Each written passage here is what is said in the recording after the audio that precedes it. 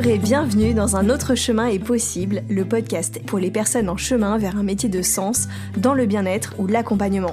Je suis Marion, je suis docteure en pharmacie et naturopathe pour vous aider à prendre soin de vous au quotidien et également coach pour accompagner les personnes dans leur reconversion et lancement d'activités vers les métiers du bien-être et de l'accompagnement. C'est un chemin que j'ai moi-même entrepris il y a 2 ans parce que je crois qu'un autre chemin est possible. Un chemin où l'on prend soin de soi, où notre activité professionnelle elle est riche de sens, elle est alignée avec nos valeurs et notre mode de vie.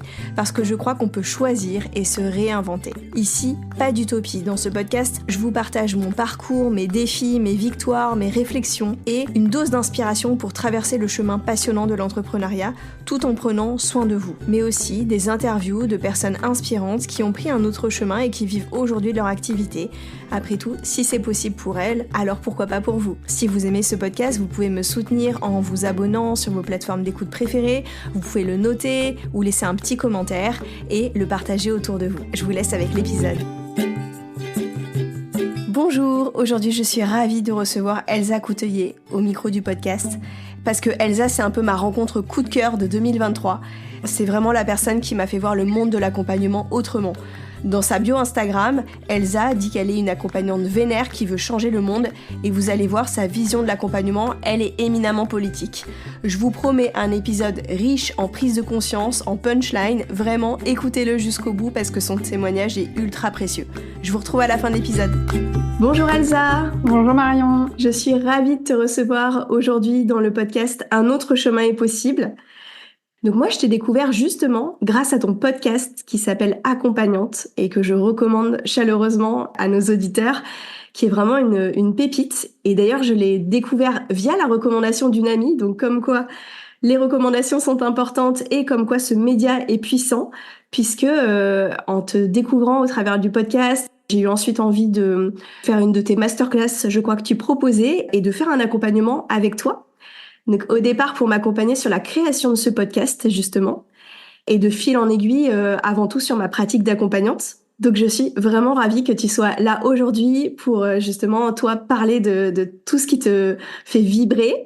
Et donc, je vais commencer par te laisser te présenter. Ouais, merci Marion. Franchement, ça me fait super plaisir d'être là parce que, en effet, c'est la boucle qui est bouclée. Enfin, en tout cas, c'est il va y avoir peut-être d'autres boucles, mais je trouve ça super chouette quoi d'être invitée sur ton podcast. Alors qu'en effet, j'étais là pendant la jeunesse, donc bravo. J'ai envie de te dire bravo, félicitations d'être allée jusqu'au bout de ton envie, cette concrétisation. Et ça a été un plaisir de te rencontrer et t'accompagner en fait, voilà, avec tous ces formats là que t'as nommés. Et donc, merci pour l'invitation. Je suis ravie d'être là aussi aujourd'hui. Alors, qui je suis? Alors moi, donc, je m'appelle Elsa Coutelier. Et pour me situer, parce que c'est important pour moi de toujours situer en fait d'où je parle, surtout qu'en plus on est sur de l'audio, donc peut-être on voit pas en fait vraiment qui je suis physiquement. Mais alors, je suis une femme cis, blanche. Je le dis parce que c'est important, surtout quand on prend la parole, voilà, de nommer d'où on parle, de nos privilèges, surtout dans cette société dans laquelle on vit. Et donc, pour aller encore plus loin, je suis en couple, je suis mariée, je suis dans un couple en fait en relation hétérosexuelle. Je suis aussi maman de 2 enfants en fait en bas âge. Et au-delà de ça, souvent pour me présenter, quand j'ai une expression, je dis quand on me paye. Voilà, c'est quand on me donne des sous, quand on me paye. C'est surtout en fait voilà pour ma casquette, on va dire d'accompagnante. Voilà, j'accompagne des personnes qui sont dans des blocages en fait surtout émotionnels ou qui sentent qu'elles sont sur la fin d'un cycle et qu'elles ont besoin d'un coup de pouce pour aller sur un projet, sur une envie, souvent sur des dimensions en fait qui tournent autour de notions d'émancipation. Voilà, je suis beaucoup en train d'accompagner en fait sur ces thématiques-là, en tout cas en ce moment là, 2023-2024. Donc des personnes qui ont besoin d'un coup de pouce pour pouvoir en fait être alignées, vivre leur vie, kiffer en fait leur vie. Quand bien même en fait justement on peut être dans une société qui parfois en fait est extrêmement oppressive. Et donc voilà, j'aide les personnes à s'aligner et à vibrer en fait sur leur fréquence et à pouvoir vraiment kiffer leur vibe quoi. Je dis souvent ça, c'est que vraiment moi mon objectif c'est que les personnes en fait kiffent leur vibe, leur vie. Et j'accompagne aussi des accompagnantes, comme ce que tu as pu en fait citer, voilà, des accompagnantes qui ont besoin en fait d'avoir un coup de pouce à nouveau pour pouvoir à nouveau cette notion de d'émancipation, pour pouvoir s'aligner, pour pouvoir s'autoriser à accompagner en fait à partir d'elles-mêmes, à partir de qui elles sont profondément, Aussi, en fait, à les aider à resituer parfois les outils comme des outils et pas des identités, d'aller pouvoir vraiment continuer ce cheminement en fait vers soi pour pouvoir accompagner en fait à partir de soi-même parce que c'est ça en fait qui est le plus important, c'est la relation en fait à l'autre et donc la relation à soi-même aussi quand on accompagne. Voilà, je suis vraiment sur toute cette thématique-là et aussi j'adore créer des espaces de vulnérabilité, donc je propose régulièrement en fait soit des ateliers, soit des groupes de parole, en tout cas pour qu'on puisse se retrouver avec d'autres personnes et pouvoir explorer des thématiques ou voilà faire circuler la parole parce que la parole c'est quelque chose d'hyper important pour moi. Souvent quand on me dit qui je suis et pour avoir une métaphore, je dis en fait je suis un micro. Je suis un micro en fait en séance où je donne le micro aux personnes, je donne le micro aux émotions, je donne le micro en fait aux parties de soi. Mais je suis aussi un micro, on va dire, bah là, au groupe de parole, on fait circuler. En fait, souvent, symboliquement, à la base, on faisait circuler un bâton de parole. Mais moi, souvent, en fait, comme je suis en visio, je dis que souvent, en fait, on fait circuler le micro. Et voilà, et j'essaie que pour les accompagnantes, qu'elles prennent le micro pour porter leur voix, leur unicité et accompagner, en fait, à partir de qui elles sont. Donc, par exemple, comme ce que tu fais, toi, au travers du podcast, voilà, de prendre le micro, de le passer, en fait, à d'autres personnes, mais voilà, c'est au travers du média du podcast, mais voilà, il y a d'autres accompagnants. Je vais les accompagner à prendre le micro sur les réseaux sociaux ou à prendre le micro en fait dans leurs séances et à dire ce qu'elles ont envie de dire à leurs accompagnés durant les séances. Voilà. En gros, pour résumer, on va dire que si je devais me décrire avec des emojis, il y en aurait trois. Il y aurait le micro, il y aurait le feu et il y aurait les paillettes. Voilà, les petites étoiles comme ça qui sont aussi à dispo sur nos claviers. Voilà. C'est vrai que ça te représente bien. Et ce que j'ai trouvé hyper intéressant dans la présentation que tu viens de faire, c'est que tu as pas du tout parlé justement de tes outils comme l'hypnose. Oui, c'est vrai. Alors qu'il y a quelques années, du coup, parce que moi qui t'ai découvert au travers du podcast et donc tes premiers épisodes, ils ont quelques années, Oui, c'est vrai. tu te présentes en tant qu'hypno. Tout à fait, tout à fait. J'ai eu des cycles d'identité on va dire, différentes. Et c'est clairement, en fait, c'est là où je montre, en fait, que c'est un cheminement. La pratique, trouver sa pratique, trouver son style, c'est un vrai, vrai chemin.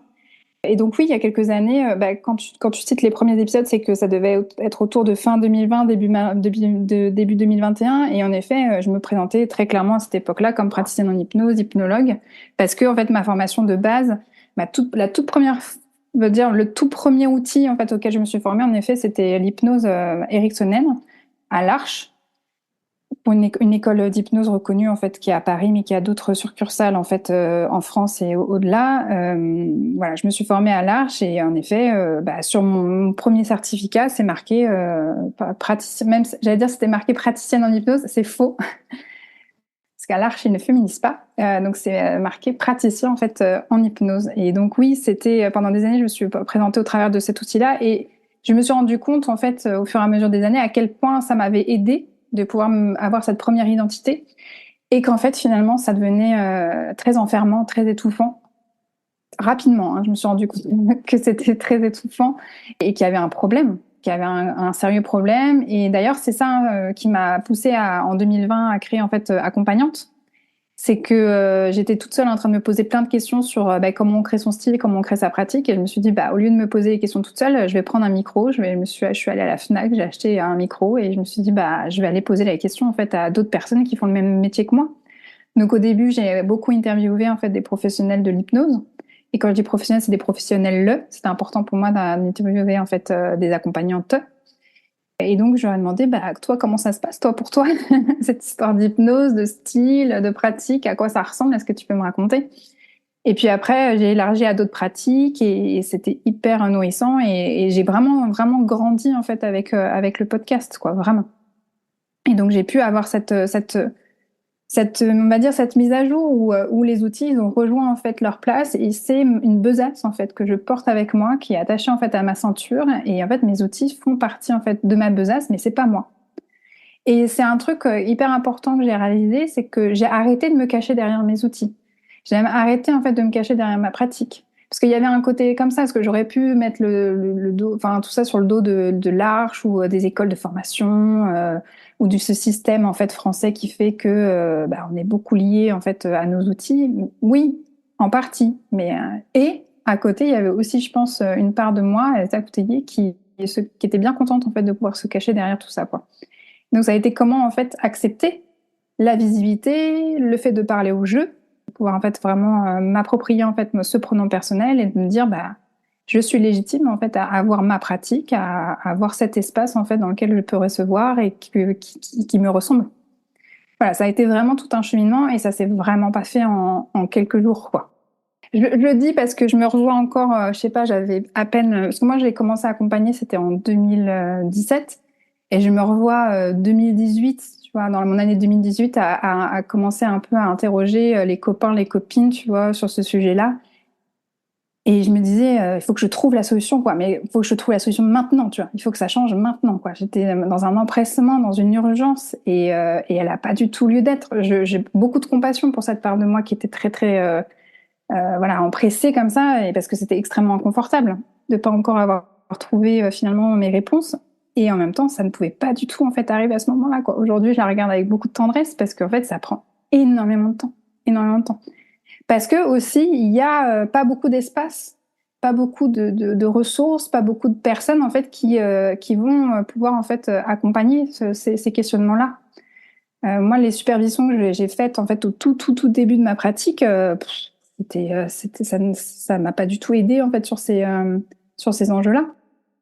Donc c'est normal en fait aussi qu'à l'époque ça me paraissait être sinueux et long et lent parce que ça c'est le cas et en même temps c'est aussi parce que j'avais loupé en fait beaucoup de, enfin je sais pas que j'ai loupé, c'est que ça n'existait pas en fait. J'ai l'impression que en tout cas j'arrivais pas à trouver les personnes, les bonnes personnes, les bons cercles où poser en fait toutes ces interrogations là et c'est pour ça qu'en fait à un moment donné j'ai arrêté d'attendre et que j'ai créé en fait mon propre espace qui était le podcast accompagnante, quoi.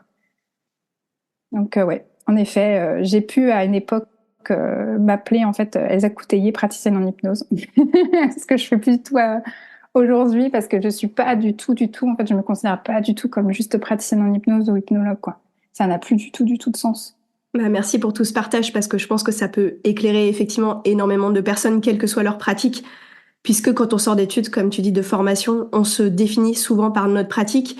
Et quelque part, même, c'est ce que nous invitent un peu les conseils business. Des fois, tu sais, quand on te dit, il faut que ce soit hyper précis sur ta bio Insta, qu'on sache exactement ce que tu fais, tout ça, les gens, ils cherchent des mots-clés. Oui, bien sûr. C'est sur Google. Et donc, du coup, ça va nous inviter à tout ça. Donc, c'est intéressant que tu partages aussi cette autre facette parce qu'en fait, enfin, elles coexistent. Exactement. Ces réalités. Et c'est aussi ça, c'est que comment en fait au fur et à mesure du chemin, tu arrives à faire coexister plein de choses alors qu'au tout début en fait, tu crois que tout est extrêmement binaire ou tout est extrêmement en fait cloisonné, alors qu'en fait, tu te rends compte que il y a beaucoup de choses qui sont indécloisonnées et ça redonne en fait énormément de liberté, énormément d'autorisation et justement de l'émancipation. En fait, c'est pour ça qu'aujourd'hui en fait, j'accompagne beaucoup sur la thématique d'émancipation et quand je dis émancipation, c'est émancipation individuelle, mais et aussi en fait émancipation collective.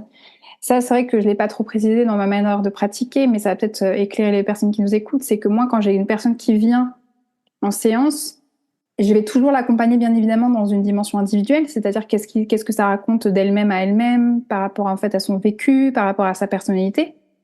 Et en même temps, je vais toujours en fait aussi l'accompagner dans une dimension collective de son vécu, son expérience, d'où ça vient, son éducation, la famille, mais je vais aller regarder aussi du côté du travail, je vais aller regarder en fait aussi au niveau des groupes dans lesquels elle a pu socialiser. Et puis il y a une troisième dimension qui est hyper importante, c'est la dimension sociale, la dimension sociétale.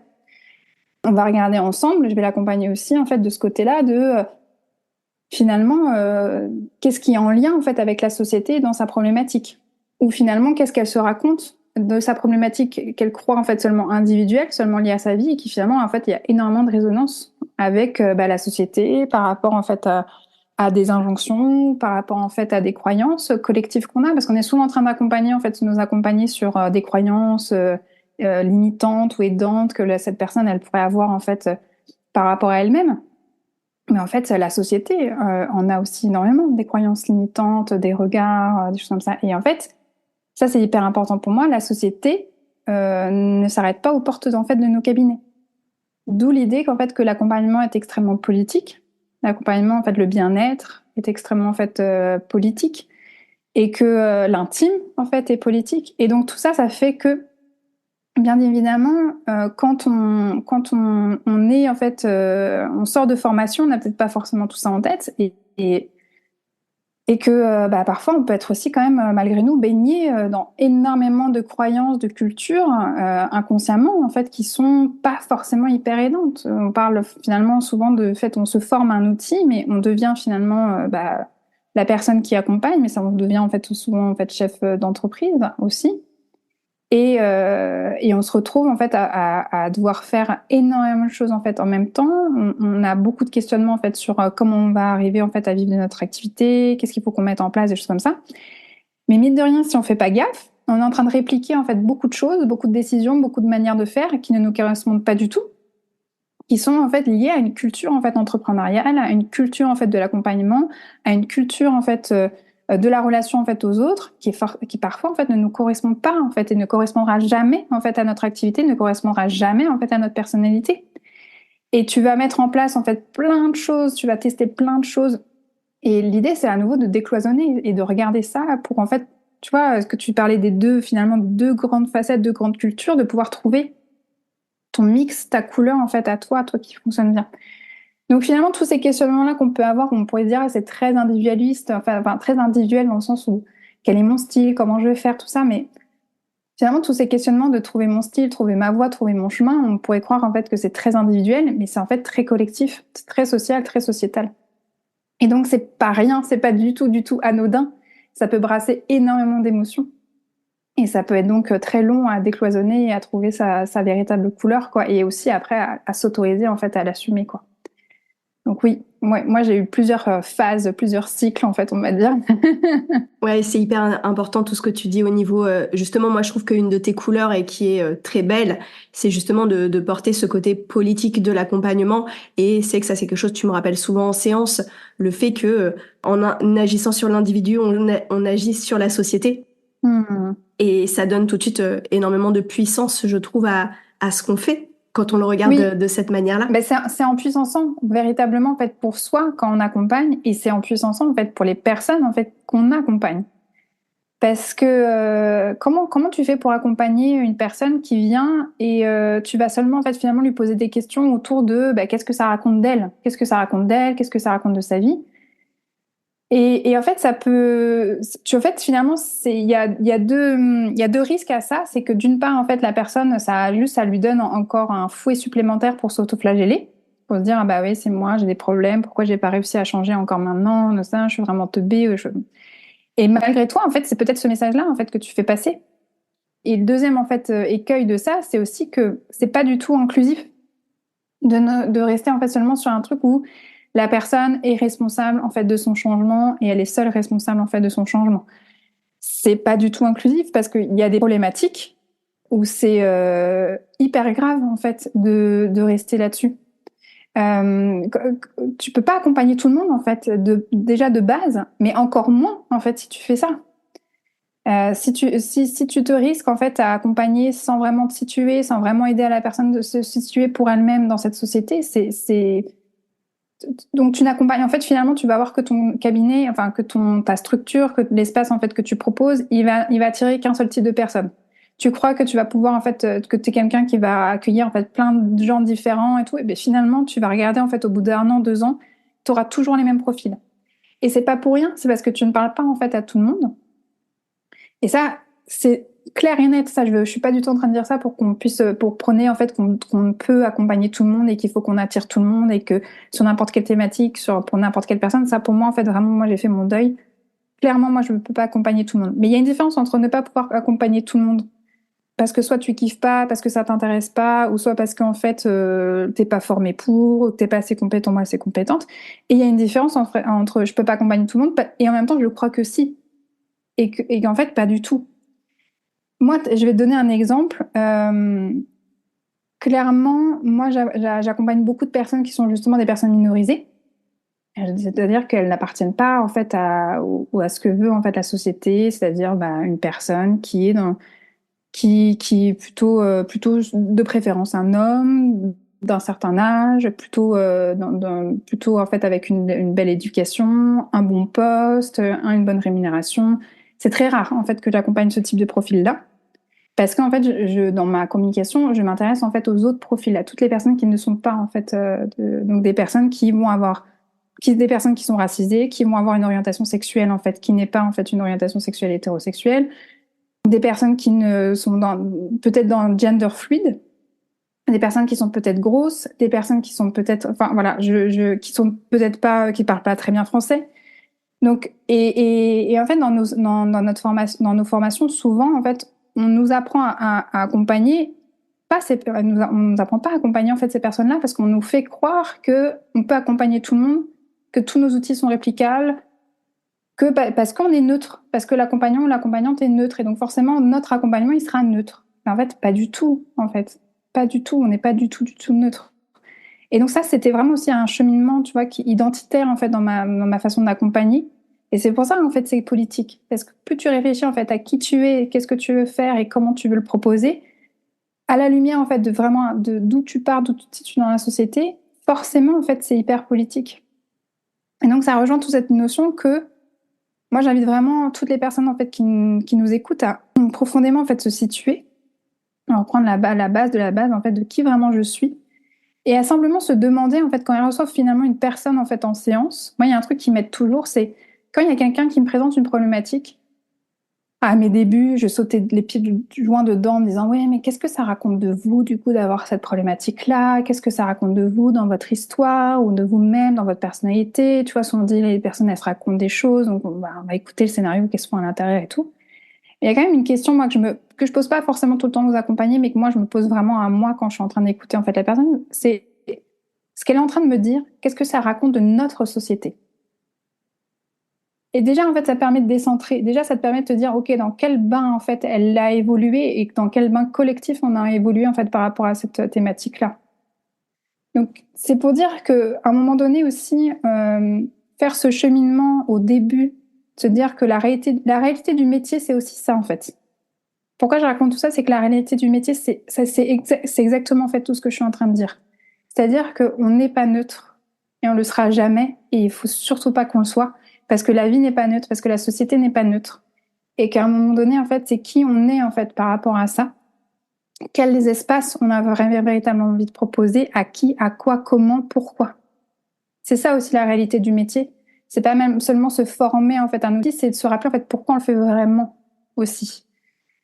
Et ça, il y a pas de bonne ou mauvaise réponse. Moi, clairement, ce qui a été émancipateur, c'est quand j'ai trouvé la réponse aussi véritablement à cette question. Et c'est vrai qu'au début, je m'arrêtais simplement à l'idée, c'est que j'ai envie d'aider les gens et que je suis plutôt bonne pour ça.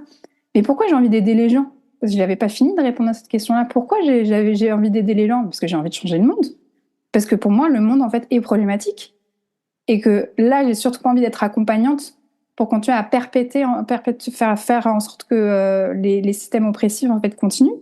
Je suis accompagnante pour faire en sorte que les systèmes oppressifs cessent. Donc, j'ai besoin en fait de sortir d'une forme de neutralité et d'être vraiment en train de me dire que oui, l'accompagnement, la thérapie, c'est politique, et que quand quelqu'un vient me voir, je suis au clair en fait avec ça et je le dis à la personne. Et c'est pour ça qu'aujourd'hui, je n'attire plus du tout en fait les mêmes personnes en fait que j'attirais il y a encore quelques années quand je disais que j'étais praticienne en hypnose. Et tant mieux. Et c'est vraiment un soulagement pour moi. J'ai envie justement qu'on revienne peut-être sur tes débuts, que tu nous racontes comment tu as fait pour te lancer, quelles ont été les grandes étapes de ton parcours entrepreneurial, si on peut revenir là-dessus. Bien sûr. Alors donc moi, mes premières séances payées, elles ont démarré en octobre en fait 2017. Et avant ça, c'est intéressant que tu parles en fait de premières étapes d'entrepreneuriat, parce que finalement c'était pas ma première expérience entrepreneuriale en fait d'être accompagnante. Et ça, j'ai mis vachement de temps en fait à m'en rendre compte. C'était il y a quelques années où je me suis dit, mais en fait c'était pas ma première expérience entrepreneuriale, parce que ma véritable première expérience entrepreneuriale, elle avait pas eu lieu, elle n'était pas extraordinaire de dingue. Je suis pas en train de dire que j'avais fondé une start-up ou quoi que ce soit, vous attendez pas du tout à ça. Mais c'était vraiment plutôt que moi, je faisais de la photo à l'époque. Je faisais beaucoup de photos, on va dire entre 2014 jusqu'à 2020, on va dire. J'ai fait beaucoup de photos. Et c'était en 2015 il y avait une amie de ma sœur qui m'avait demandé de faire ses photos de mariage. Elle aimait bien en fait mes photos parce que voilà, pour le loisir, je faisais énormément de photos. Je proposais à des personnes de les prendre en photo et j'avais un site internet et donc mes proches en fait voilà savaient que je faisais de la photo, mais vraiment pour le plaisir. Et elle arrive avec cette demande de bah, je me marie, est-ce que tu serais d'accord pour faire mes photos et je te paye.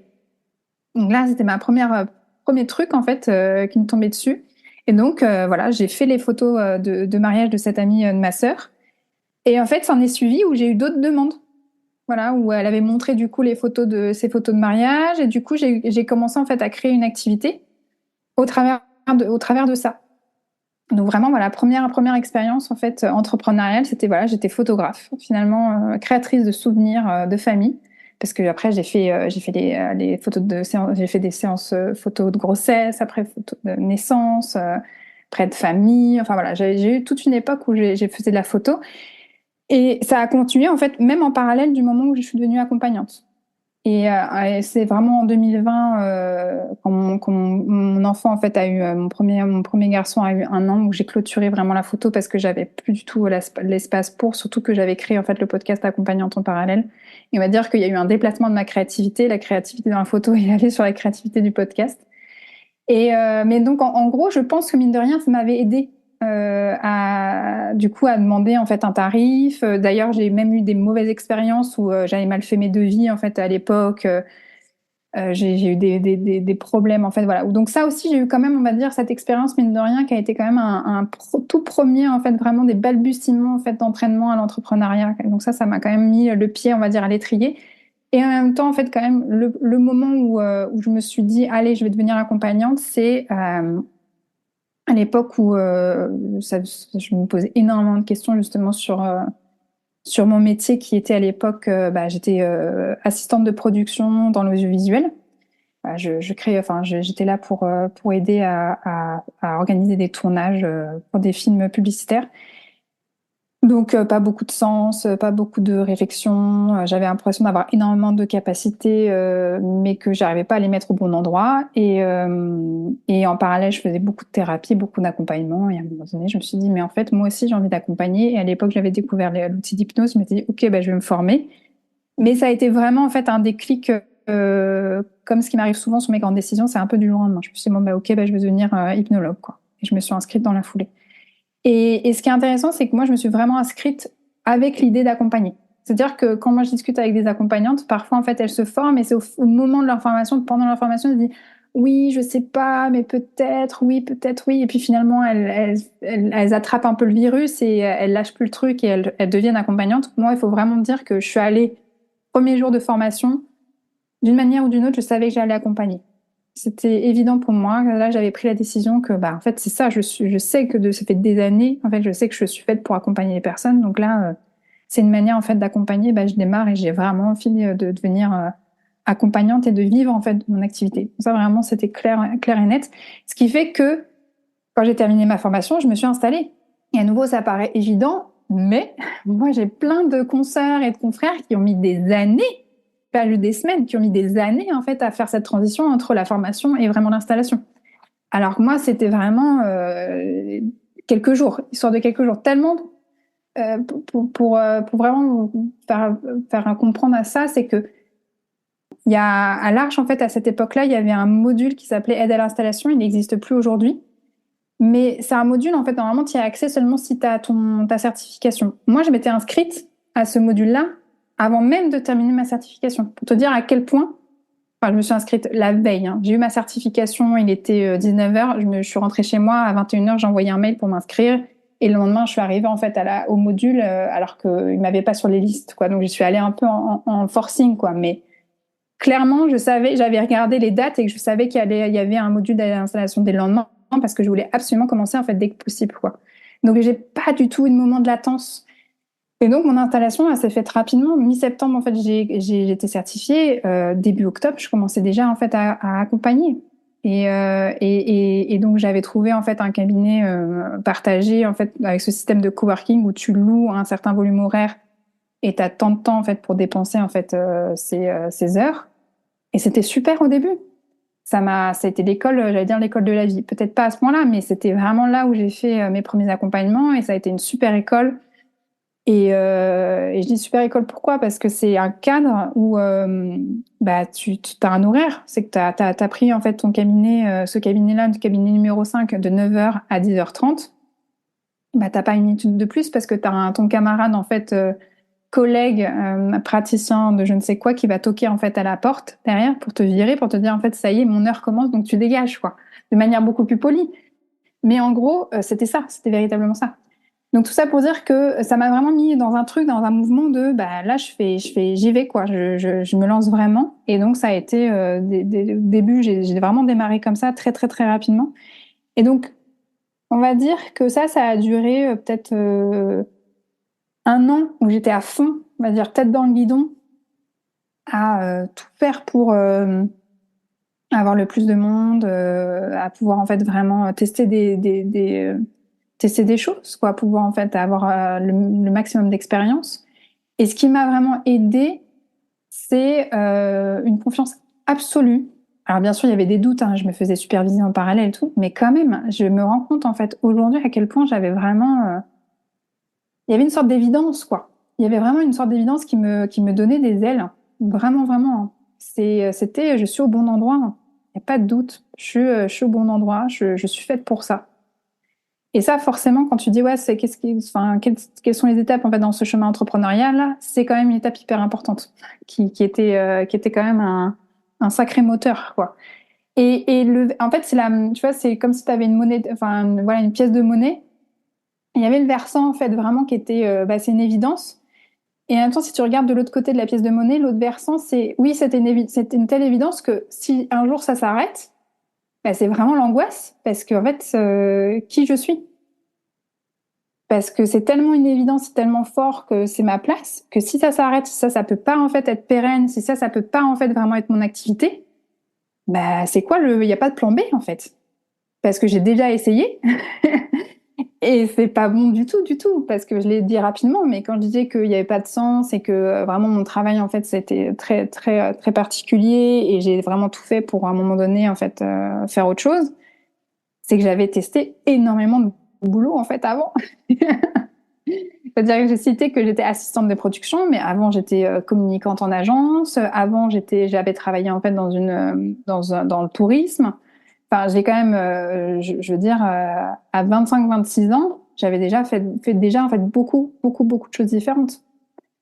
Et rien n'avait marché en fait entre guillemets. Donc il y avait un peu ce truc de voilà, le versant super qui me donne des ailes et qui me booste, et en même temps en fait de l'autre côté c'est qu'il faut que ça marche parce que j'ai pas le choix.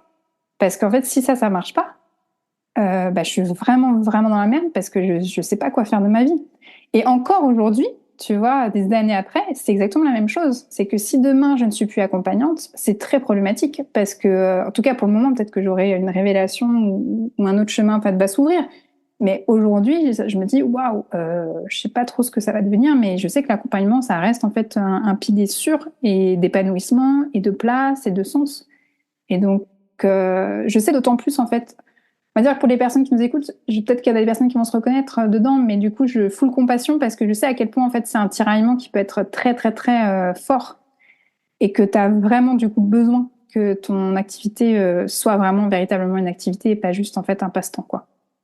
Donc moi, j'ai vraiment eu, on va dire, une grosse étape de réalisation de ça. De, ok, en fait là, il faut vraiment que ça marche. Tu es chef d'entreprise, il faut que ça fonctionne. Après, tu vois, pour remettre quand même dans le contexte de l'époque, on était en 2017. C'est pas la même chose en fait aujourd'hui, 2024. Quoi. C'est pas du tout la même, le même contexte, non seulement économique, mais même social, sociétal. Même au niveau du nombre de personnes qui sont formées, c'est rien que tu vois par rapport à l'hypnose. Je veux dire, l'Arche, moi à l'époque, quand je me suis formée à l'Arche, on était dans les bureaux de... T'avais les locaux de Louis Blanc, mais t'avais les locaux dans le 20e. Mais c'est pas les locaux en fait d'aujourd'hui de l'Arche, parce qu'ils sont encore dans le 20e, mais c'est pas la même rue. Je crois que c'était rue de Belleville en fait à cette époque, et aujourd'hui c'est rue Fontarabie. Mais à l'époque où c'était rue de Belleville, l'Arche, clairement c'était pas sexy. Hein. Je suis désolée, hein, Kevin, si t'écoutes. Kevin, c'est Kevin Finel, le directeur de l'Arche. Clairement, les locaux, ils étaient pas sexy, quoi. Tu y allais, tu disais, ah ouais, c'est ça, tu vois. Et aujourd'hui, par contre, tu vas dans les locaux de rue Fontarabie de l'Arche, mais c'est c'est incroyable en fait. C'est un espace hyper grand, c'est confortable. Il y a plein de toilettes. Non, mais tu vois ce que je veux dire, c'est que l'Arche aussi a eu en fait à partir de cette époque-là, vers 2017, il y a eu je veux dire, ils ont changé de locaux. Je crois que c'était, je vais dire une bêtise, mais c'était vraiment vers 2018-2019, tu vois. Donc il y a eu quelque part une explosion, je pense, en fait, de ces structures-là, parce qu'il y a eu beaucoup plus de demandes et parce qu'il y a eu beaucoup de personnes, en fait, qui se sont formées. Et en fait, sans oublier de parler quand même du tournant qui a eu lieu, en fait, avec le Covid et 2020, où, à ce moment-là, confinement, en fait, toute la population est forcée, en fait, à se poser des questions un minimum sur soi et sur la vie, sur le monde. Eh ben, t'as plein de gens en fait qui ont tout fait ensuite pour changer de cap et se former et je les comprends. Je les comprends. Et en même temps, donc elles se sont formées et aujourd'hui elles sont maintenant installées ou elles tentent en fait de s'installer. Et là, ça c'est encore aujourd'hui. Moi, je vois à l'époque l'Arche, c'était quelques promos en fait par-ci par-là pendant un an. Là, tu regardes en fait les calendriers de formation pour l'hypnose, mais ça tourne. Mais c'est incroyable. Je sais, il faudrait calculer. Mais c'est juste incroyable le nombre de personnes qui sont juste formées à l'hypnose en France aujourd'hui. Et je parle que de l'hypnose, donc on imagine en fait sur le secteur en fait de l'accompagnement et du bien-être, ça n'a rien à voir en fait avec 2017, rien à voir. Donc il faut voilà se remettre dans le contexte où moi à cette époque-là j'ai eu ça, j'ai eu ce feu ces ailes en fait qui ont été déployées.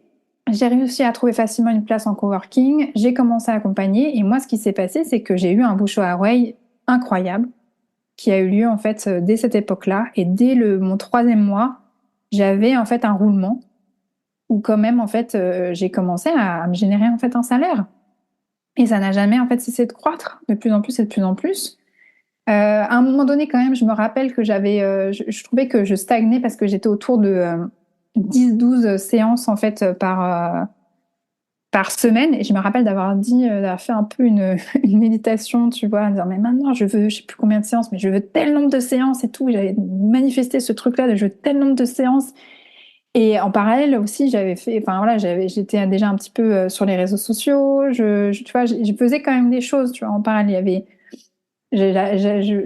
j'allais en fait de temps en temps en fait à certains réseaux, tu vois, et puis aussi j'avais une façon de prospecter dans le sens où moi, il y avait un truc qui était hyper important et très sincère pour moi, c'est que je crée beaucoup de liens en fait avec les personnes que j'accompagne.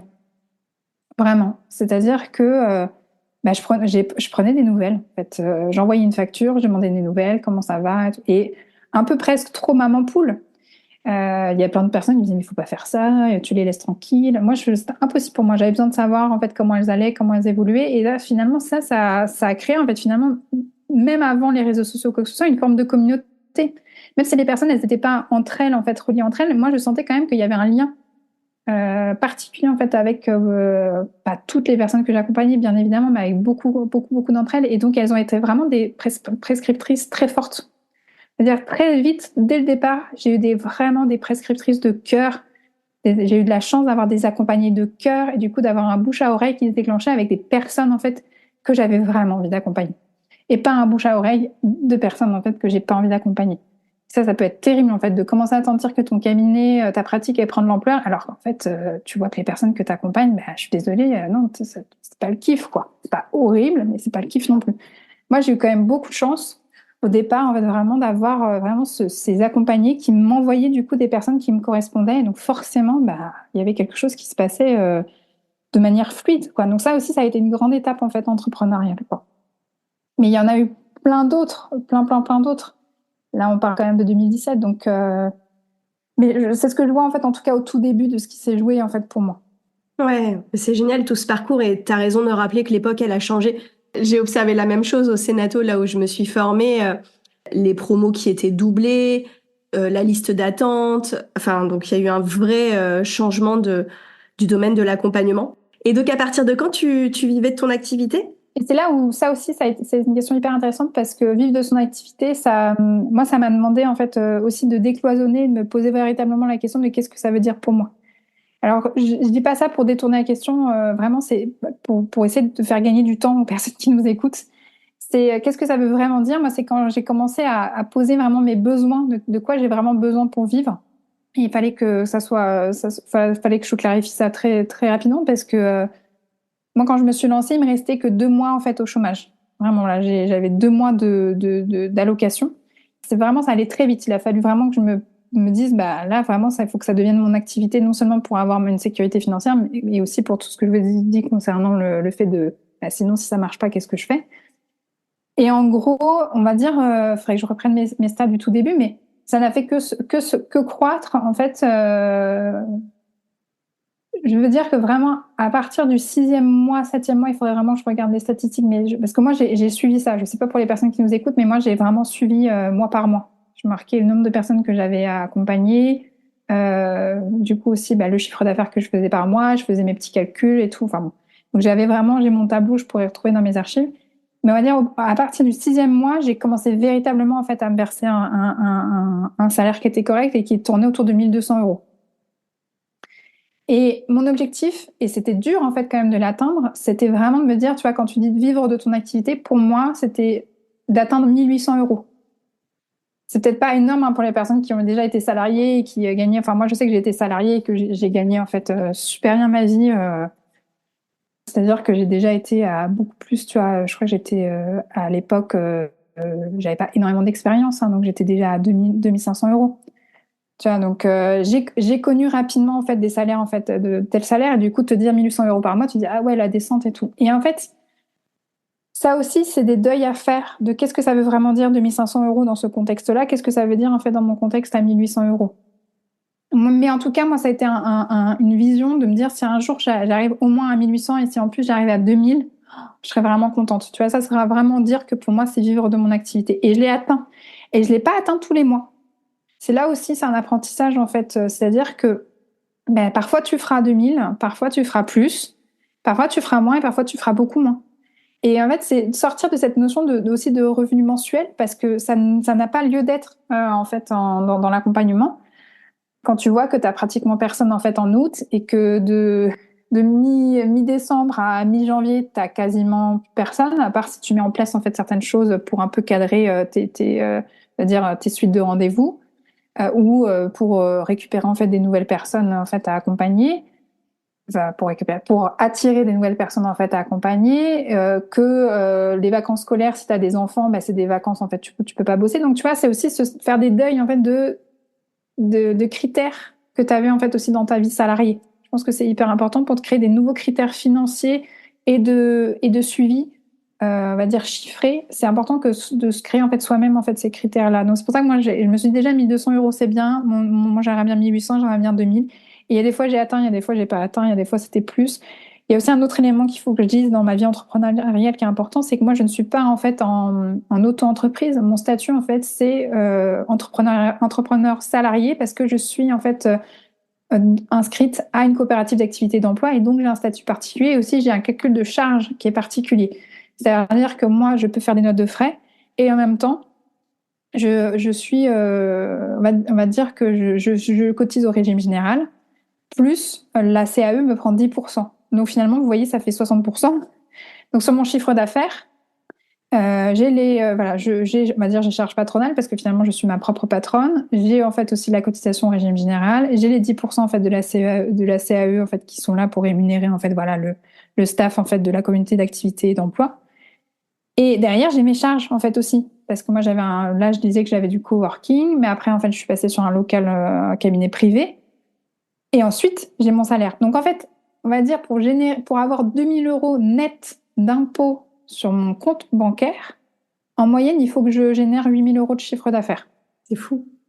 Donc, et parce que je fais un peu de réserve, je fais un peu de trésorerie, il y a des choses aussi qui passent. Donc, enfin, voilà, le delta, en fait, il est hyper important.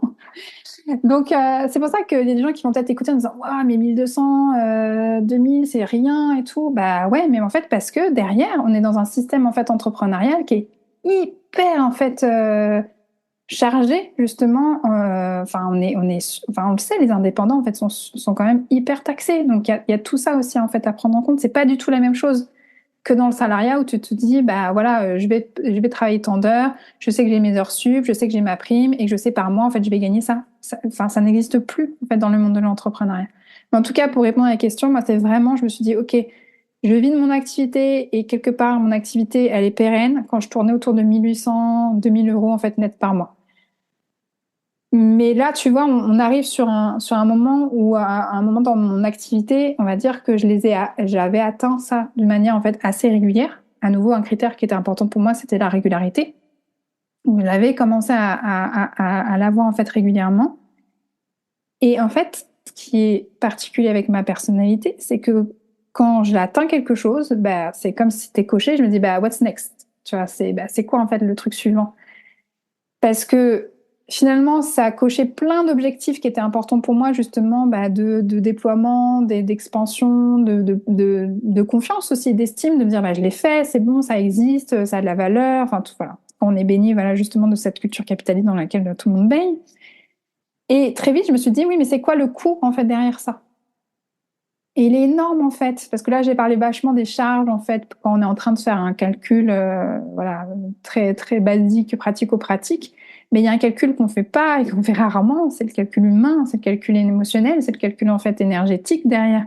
À quel prix, en fait, quelles sont les autres ressources que j'ai dû mettre en place pour pouvoir, en fait, avoir cette ressource financière-là? Et c'est là où il y a la notion de, voilà, au tout début, on peut parler de la sécurité financière, mais moi, j'ai aussi envie de parler de la sécurité émotionnelle. J'ai envie de parler de la sécurité, en fait, psychique, en fait, des accompagnants, des accompagnantes. Et ça, je le dis vraiment pour, ça, c'est hyper important parce que on est très peu, je veux dire, on est très peu accompagné, en fait, là-dessus aussi quand on sort de formation. C'est que, quand même, accompagner, c'est pas un métier anodin.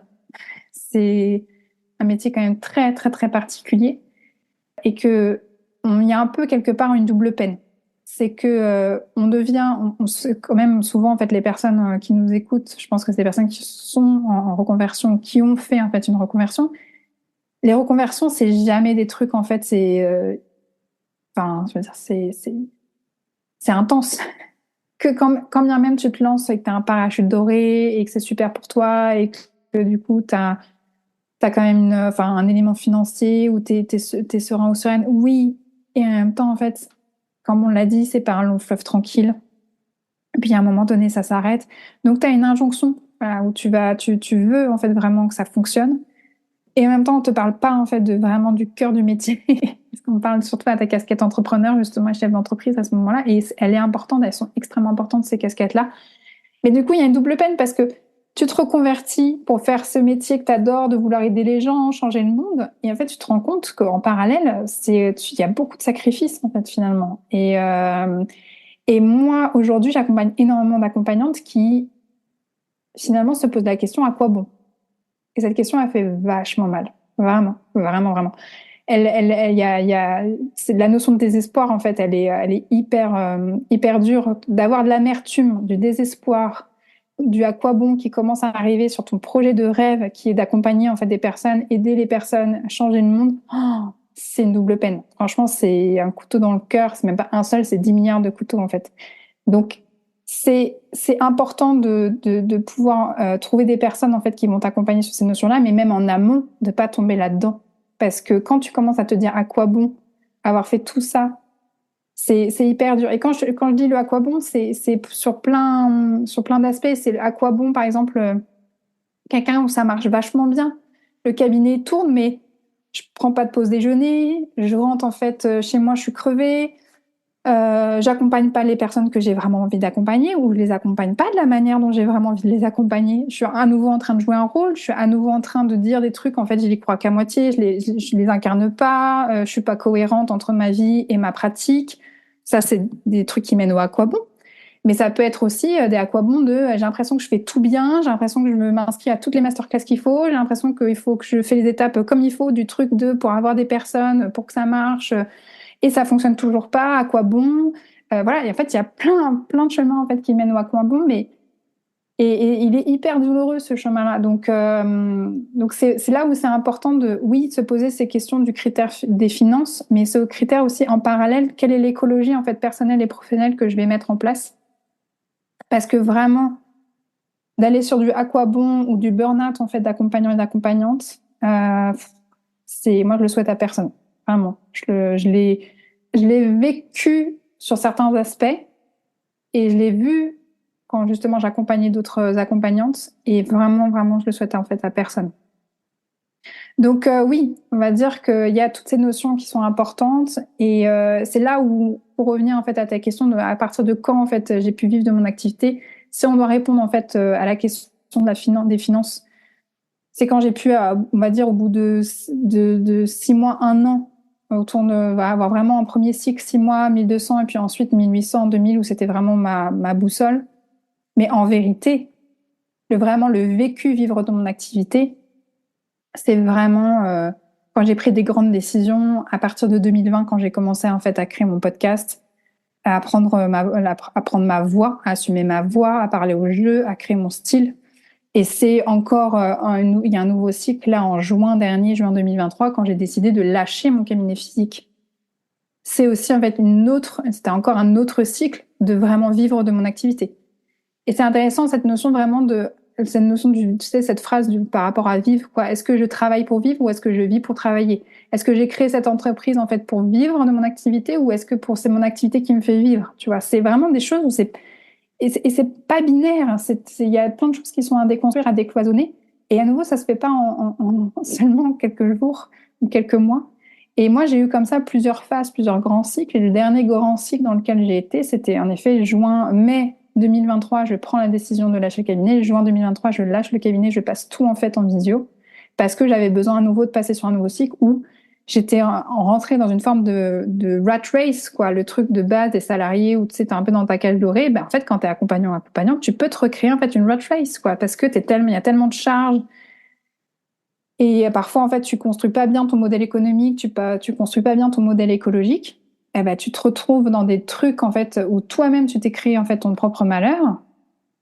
Et là, en fait, il y a besoin, en fait, d'un nouveau de déconstruire certaines choses. Et moi, c'est ce que j'ai fait. Alors, j'y vais fort quand je dis que j'avais créé mon propre malheur, c'est faux. J'adorais, en fait, être en séance, j'adore accompagner, mais à un moment donné, je m'étais dit, bon, bah, en fait, objectif atteint. T'avais ton rêve, en fait, de sortir du coworking, pour avoir ton propre espace. T'as fait ton propre espace. C'est super, tu l'as fait marcher, ça marchait très bien, ça pouvait durer comme ça encore des années. Tu étais arrivé en fait à une forme de régularité financière.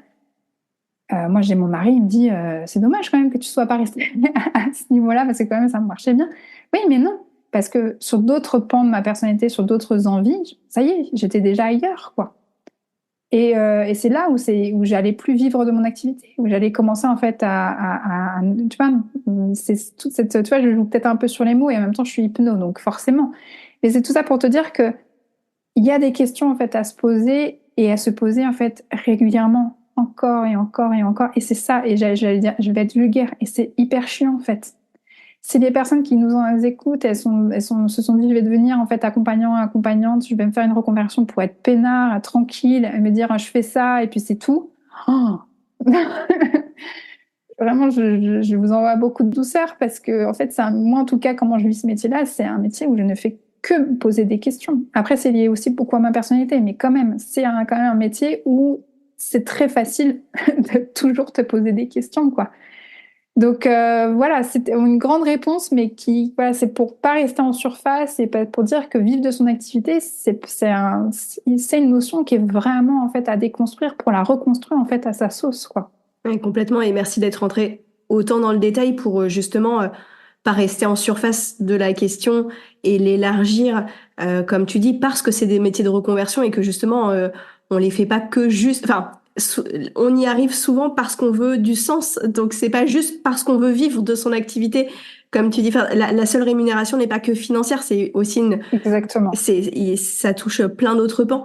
Justement, toi, comment tu fais en tant qu'entrepreneur pour justement être cohérente entre ce que tu transmets dans ta pratique et ce que tu fais dans ta vie, et aussi pour prendre soin de toi et pas être, comme je dis, souvent un cordonnier mal chaussé, ce qui est le lot de beaucoup d'accompagnantes. Ah, c'est une très très bonne question. Et alors, et moi, c'est une question où justement, en fait, j'accompagne beaucoup d'accompagnantes là-dessus parce qu'elles viennent à moi en me disant, je suis une cordonnière, quoi, c'est horrible, je prends pas soin de moi. Et c'est là où, à nouveau, cette notion-là, cette question que tu viens de poser, elle est mine de rien hyper politique parce que tout dépend de comment en fait on voit le fait de prendre soin de soi.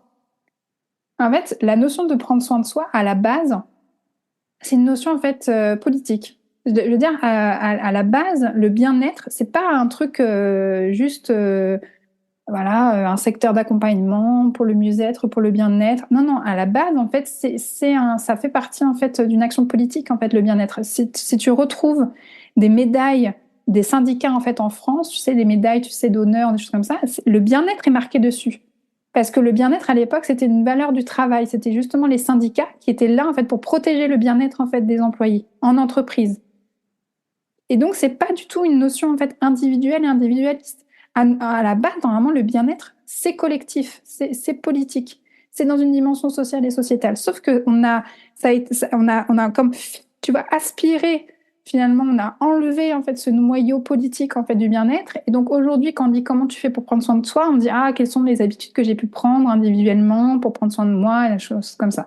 Il y a un autre truc, c'est que souvent on parle du bien-être, prendre soin de soi avec la notion du self-care. Mais à la base, en fait, le self-care, c'était dans les milieux militants de personnes racisées qui l'utilisaient en fait en lien en fait avec le community care, le soin en fait communautaire. Donc à nouveau, ce n'est pas du tout une dimension en fait individuelle, individualiste, sauf qu'on nous fait croire que prendre soin de soi en fait, c'est ce truc où tu vas avec seulement ta relation à toi-même, comment tu vas la déployer. Donc est-ce que tu te fais des soins visage? Est-ce que tu te fais ta séance cardiaque, ta séance de cohérence cardiaque toute seule? Est-ce que tu fais ta séance de yoga toute seule? Est-ce que tu fais tes trucs de manifestation? Non, en fait, le soin, en fait, prendre soin de soi, c'est aussi en fait toute cette dimension très collective. Et je dis ça parce que souvent, en fait, les accompagnantes vont commencer à se flageller en disant ah, je connais tous les outils et pourtant je les pratique pas pour moi et pourtant je les pratique pas sur moi et pourtant je fais pas ça pour moi. En fait, c'est normal. Déjà par rapport à tout ce que je viens de dire, mais aussi parce que fondamentalement, on est des êtres sociaux.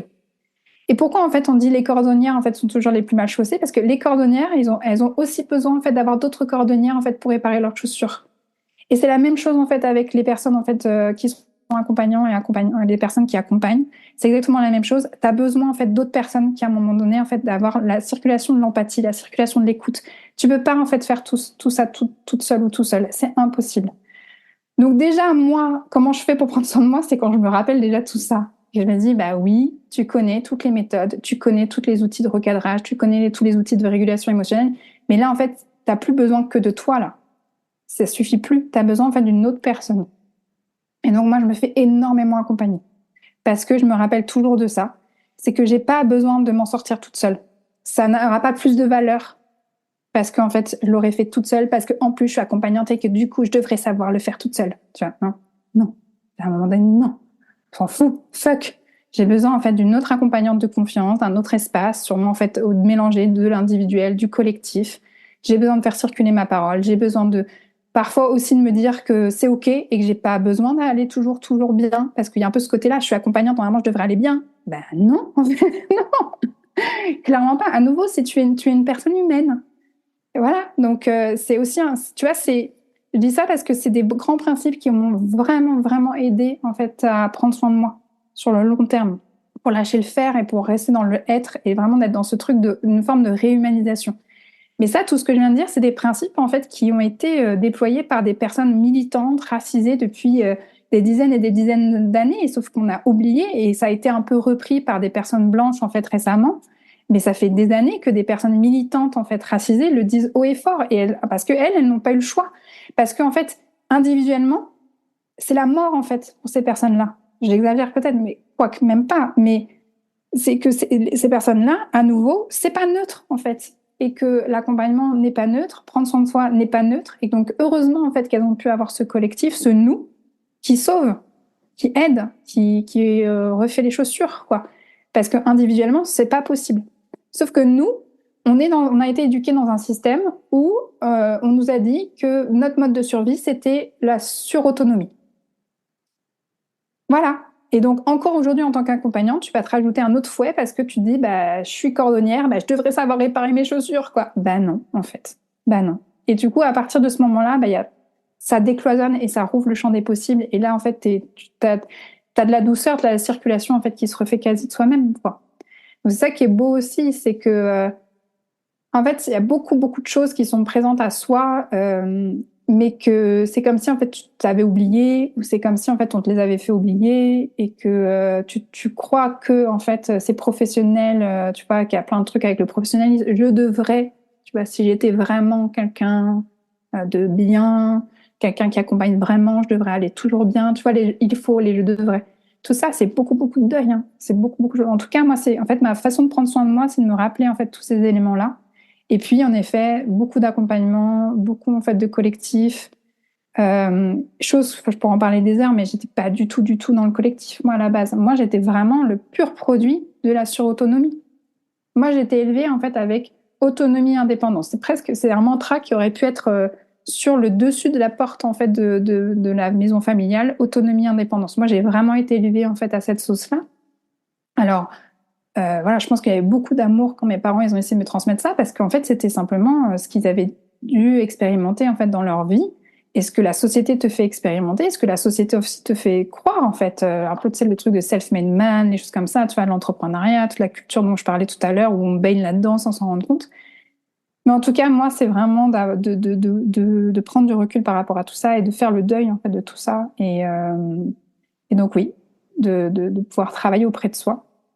Et au quotidien, c'est un mix entre j'ai le droit de pas aller bien, j'écoute mes émotions, je pleure, je danse, je rigole, je prends rendez-vous en fait avec une personne de confiance, je vais marcher dans la nature, je vais passer un temps avec mes enfants. Moi, après ça prend plein de formes. Ça pourrait même être juste de cuisiner, mais tant qu'en fait tu te rappelles de tout ça, forcément en fait déjà il y a tout. Tu vois, tes chaussures elles se refont en fait une belle une belle allure en fait, rien qu'en en te rappelant tout ça, quoi. Ouais, c'est hyper précieux tout ce que tu rappelles.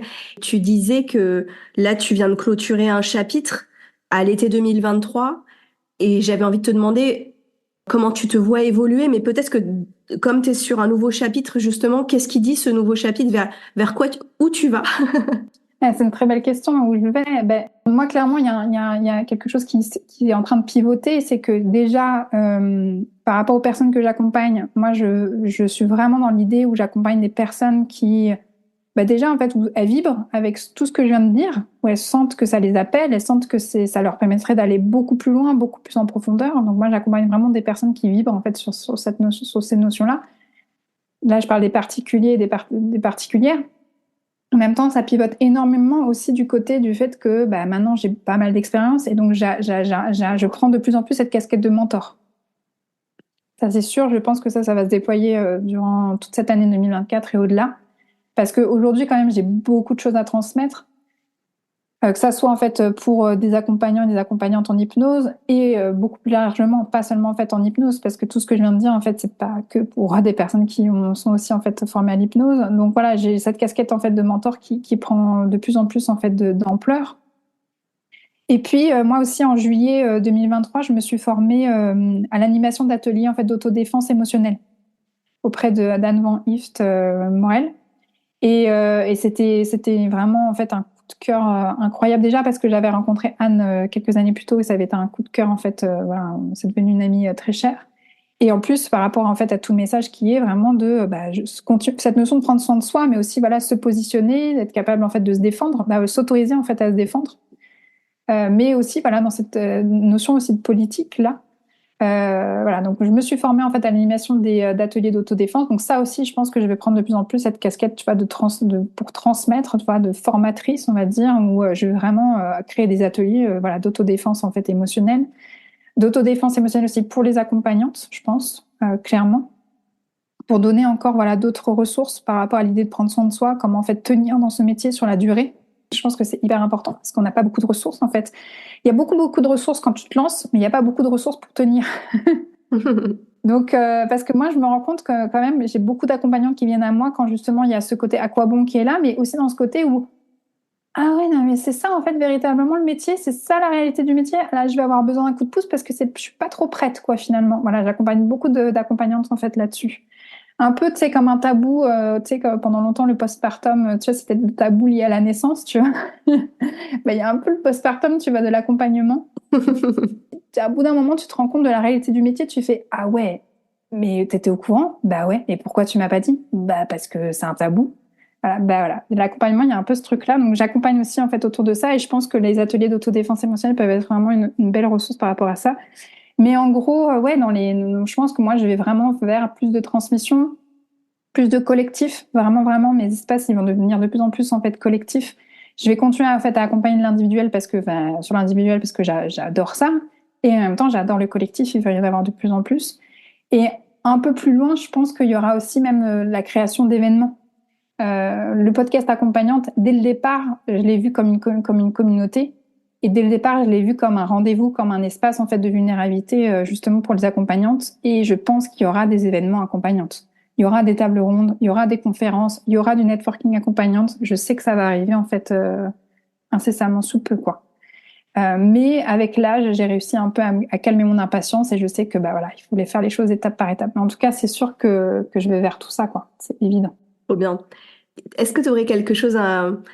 T'en as déjà délivré énormément, mais peut-être un dernier conseil à une personne justement qui fait peut-être partie de cette vague de personnes qui ont quitté leur emploi suite au Covid, qui sont en cours de formation ou en début d'activité. C'est quoi le message que tu as envie de leur transmettre aujourd'hui? Déjà, bravo, c'est cool. Première étape de fête, félicitations. Et l'idée, c'est de continuer à apprendre à se connaître soi, quoi, parce qu'on est notre premier outil. On est notre premier outil. Quand bien même, en fait, tout ce qu'on va dire pendant des années, l'hypnose avait le vent en poupe comme outil. Après, c'était le MDR. Après, c'était là. Maintenant, on est tout sur tout ce qui est le corps, la somato, les choses comme ça. Donc oui, les outils d'accompagnement sont magnifiques, sont superbes, sont géniaux. Et en même temps, en fait, l'accompagnant, l'accompagnante, son premier outil avant tout, c'est elle et lui. En fait, c'est soi, en fait, notre premier outil. Et donc, c'est de travailler son outil, c'est de continuer, en fait, à apprendre à se connaître vraiment, vraiment, véritablement, de toutes les manières possibles, en fait, de continuer, en fait, à creuser sur soi, à penser ses blessures, à être curieux et curieuse de soi-même, à se laisser surprendre, en fait, de véritablement qui il y a, en fait, derrière tout ça, en fait. De déblayer le terrain aussi, parce que parfois il y a des événements de la vie, il y a besoin encore de les nettoyer, il y a encore besoin de refaire de la place, de refaire de l'espace, de s'autoriser, de s'émanciper. Donc voilà, c'est de faire ce travail d'émancipation, de faire ce travail en fait d'autorisation. Parce que moi vraiment, il y a un truc que j'ai remarqué, c'est plus tu t'autorises à être toi, plus tu t'autorises en fait tes accompagnés à être eux-mêmes. Vraiment, c'est puissant. T'es une suggestion sur pattes. Voilà, à nouveau, je suis une hypno de formation, donc voilà, le terme de suggestion, c'est une idée qu'on veut voir mettre en action. Mais donc toi, en fait, en tant que personne, en tant qu'accompagnant, accompagnante, t'es une suggestion sur pattes en fait pour les personnes que t'accompagnes.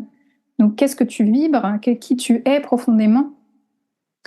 Et donc, tu n'es pas n'importe qui, tu es unique. Tu te positionnes en fait dans la société, qui tu es en fait par rapport à cette société, comment cette société te voit, est-ce que ça te convient, est-ce que ça te convient pas, et par conséquent aussi, en résonance avec les autres personnes que tu veux accompagner, comment ça marche, quoi.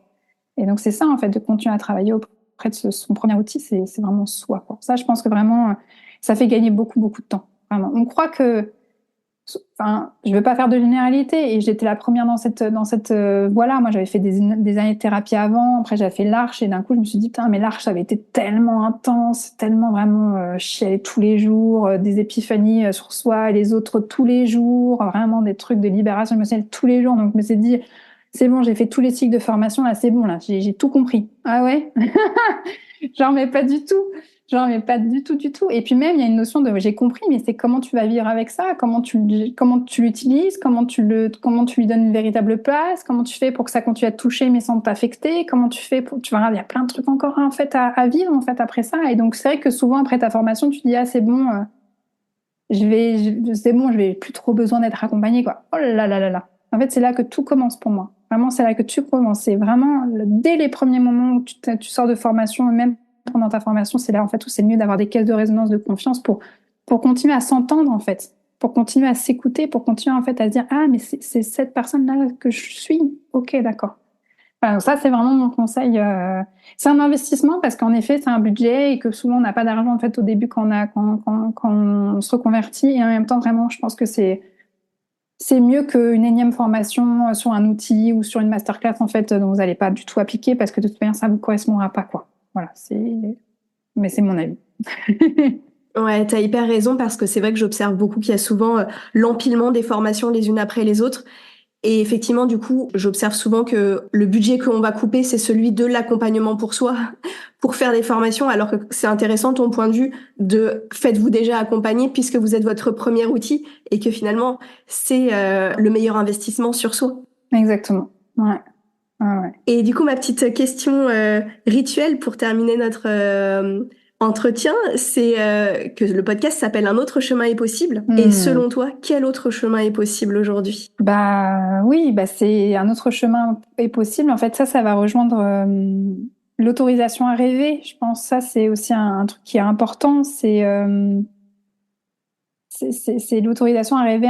Justement, ça rejoint tout ce que j'ai dit concernant le côté politique finalement de l'accompagnement. C'est pas pour rien en fait que chacune est devenue accompagnant ou accompagnante. C'est que derrière en fait, c'est pas juste que les personnes ont vu de la lumière ou une manière facile de se faire de l'argent, parce que franchement, si c'est ça, bon courage quoi. Mais c'est plus quelque chose de, je vous sentais bien qu'il y a un truc qui va pas en fait globalement. Et donc je pense qu'un autre chemin est possible, c'est de trouver sa place dans ce cheminement-là collectif. C'est un autre chemin est possible individuellement et collectivement en fait parlant. Et c'est comment vous avez envie que votre activité en fait s'inscrive dans cet autre chemin collectif. Et sans devenir en fait militant, militante incroyable. Moi, je sais que ma manière de pratiquer, elle est militante. Mais je suis pas en train de convertir en fait toutes les personnes que j'accompagne et que je leur dis il faut voter ça ou faire ça. Non, c'est parce quand vous posez en fait à minima des questions avec tout ce que je vous ai dit, connecté en fait à tout ce prisme de la société, du systémique, des oppressions, très vite en fait, quand bien même vous voulez pas, ça devient politique parce que de toute manière l'intime il est politique. Donc cet autre chemin possible, c'est aussi ce côté de repolitiser en fait le bien-être, de repolitiser l'accompagnement, que les accompagnants, les accompagnantes se repolitisent aussi et finalement arrête de se cacher, arrête de se voiler la face quoi, et assume que finalement leur reconversion elle est sacrément politique mine de rien. Que chacun en fait chacune à son échelle a fait des choix en fait mine de rien hyper politiques en se disant j'ai choisi de faire un métier en fait qui me passionne, j'ai choisi de me former parce que j'y crois, parce qu'en fait je veux aider les gens. En fait c'est un chemin hyper politique et que ça serait bien qu'on repolitise en fait qu'on repolitise en fait ensemble le bien-être pour qu'il puisse retourner en fait à sa fonction de base, tu vois, qui est vraiment de changer le monde, d'être vraiment une force collective, quoi, de faire en sorte que on n'est pas juste des accompagnants, des accompagnantes qui réparent en fait les êtres humains qui sont cassés pour qu'ils deviennent reproductifs, pour qu'ils deviennent à nouveau productifs et qu'ils puissent à nouveau rentrer dans le rang. Parce que sinon, si tu ne poses pas en fait un minimum de questions, c'est ce que tu fais alors que t'as pas envie. Justement, t'as pas fait tout ça, tu t'es pas fait chier à te reconvertir et à prendre 40 casquettes en fait en une journée pour pouvoir être simplement un maillon dans le système et à nouveau en fait d'accueillir les gens en disant juste je vais vous mettre un petit pansement et hop vous allez pouvoir redevenir en fait productif. Et moi personnellement c'est pas du tout ce pourquoi en fait j'ai fait ça. Donc quelque part l'autre chemin politique qui est possible pour moi, c'est un chemin individuel qui est aligné, mais c'est aussi en fait un chemin politique collectif qui est aligné quoi. Voilà, c'est vraiment ça finalement quelque part mon souhait, mon rêve ou mon idée, ma croyance en fait. Merci pour ce message inspirant et merci Elsa pour tout ton partage, pour ton temps. Je trouve que t'écouter, c'est comme une conférence, c'est tellement plein d'idées et ce qui est génial, c'est ta capacité à déconstruire chacune des questions. T'es dans la déconstruction de l'accompagnement, de la pratique, mais justement de prendre chaque chose qui pourrait être répondue de façon tout à fait banale et de le retourner et de le regarder dans un autre sens et de voir qu'est-ce que ça donne. Et c'est ça toute la richesse, je trouve, de l'échange qu'on a eu aujourd'hui, c'est d'encourager toutes les personnes à aller regarder peut-être un peu plus souvent la tête en bas pour voir qu'est-ce que ça donne. Vraiment ces changements de perspective qui sont toujours hyper enrichissants. Ouais. Merci Elsa. Avec grand plaisir, c'était génial de pouvoir échanger avec toi Marion sur tout ça parce que c'est intéressant que tu décrives en fait comment j'ai pu en fait proposer mes réponses à notre échange, parce que c'est exactement comme ça en fait. En pratique, ça vous donne ça vous fait une bande annonce sur comment en fait j'accompagne. C'est exactement ça. C'est que si les personnes elles ont besoin de réfléchir autrement, de pouvoir mettre la tête à l'envers et de regarder en fait avec d'autres perspectives, de déconstruire pour reconstruire, c'est exactement ce que je fais tout le temps quoi. Et ça c'est vraiment très lié justement à qui je suis. C'est pas forcément lié à mes outils, c'est lié vraiment à qui je suis en tant que personne, quoi. Donc moi je vous invite à trouver votre votre truc à vous, votre sauce à vous, voilà, ce qui vous fait kiffer, parce que non seulement c'est ma sauce, mais en plus ça me fait kiffer. Donc je suis très contente si ça a pu se faire sentir dans notre échange, parce que ça veut dire que j'ai été moi-même et du coup c'est cool. Trop bien. Bah écoute, à bientôt Elsa. Oui, à bientôt. J'espère que vous avez aimé cet épisode. Moi, je pourrais écouter Elsa pendant des heures, car chaque sujet est matière à déconstruire. Ce que je retiens de cet épisode, c'est déjà la notion d'émancipation par rapport à notre pratique. Faut qu'on arrête de se cacher derrière nos outils, parce que finalement, c'est nous notre premier outil. Je retiens aussi que la société, elle s'arrête pas aux portes de notre cabinet, et ça, c'est vraiment à prendre en compte dans notre accompagnement, et c'est pour ça que l'accompagnement, il est tellement politique. On a aussi parlé de redéfinir la notion de vivre de son activité. Qu'est-ce que c'est ? Et c'est pas seulement une question de rentabilité financière. Il y a aussi un coût qui est humain, qui est émotionnel, qui est énergétique et énormément de sacrifices derrière ces reconversions dans les métiers de l'accompagnement. Et d'ailleurs, du tabou de l'accompagnement, un peu comme le tabou du postpartum, auquel beaucoup d'accompagnantes sont confrontées et qui les font basculer dans ce « à quoi bon » dont Elsa a parlé. Et on a aussi partagé le fait qu'en tant qu'accompagnante, on a besoin d'autres accompagnantes pour prendre soin de nous et faire circuler justement cette empathie, cette écoute. On n'a pas besoin de s'en sortir seul. Et encore tant d'autres choses, mais je vais m'arrêter là. Si vous avez envie d'en savoir plus sur Elsa, je vous mets les liens en description de cet épisode pour la retrouver sur Instagram, sur son site internet et également pour son programme d'accompagnement Monte en puissance qui revient très prochainement. Je vous mettrai le lien. Si vous avez aimé cet épisode, n'hésitez pas à le noter sur votre plateforme d'écoute préférée, à le partager autour de vous. Vraiment, ça aide énormément mon travail à se faire connaître. Je vous retrouve très prochainement pour un nouvel épisode solo. D'ici là, vous pouvez me retrouver sur Instagram, sur mon site internet ou en séance dans votre projet de reconversion dans les métiers de l'accompagnement et du bien-être. Je vous dis à très bientôt et d'ici là, prenez soin de vous.